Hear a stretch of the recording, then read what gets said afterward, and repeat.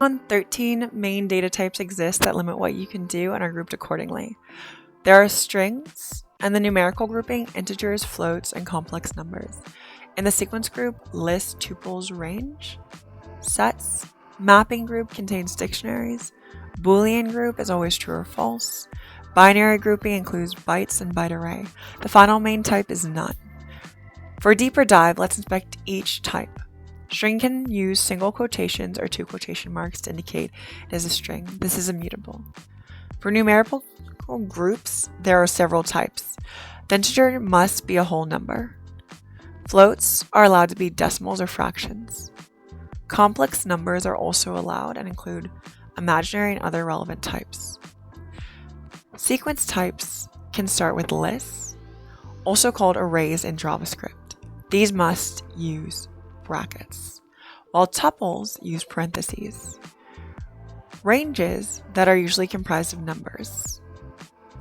Ranges can also include incremental stepping opposed to just single-digit increases by adding a third value in the input parameter form. Sets are a unique collection of data that cannot contain duplicates. This is not restricted to numerical type. Dictionaries, also called objects in JavaScript, contain a key value pair system. This has its own unique set of rules and can pull information more directly. This can be discussed more fully later on. Boolean values are always true or false. Things to note in Python is that true and false must be capitalized, otherwise you will have a name error occur. See console log when final print occurs. Binary type includes bytes and byte array that are objects we cannot fully modify. The final type is none, which must also be capitalized similar to Boolean values to avoid the same name error. We will discuss errors in a later video. Print allows us to see the values in the console log, similar to console log in JavaScript.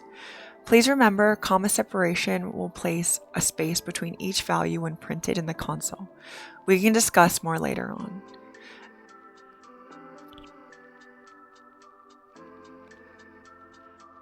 If you like this video, please like and subscribe.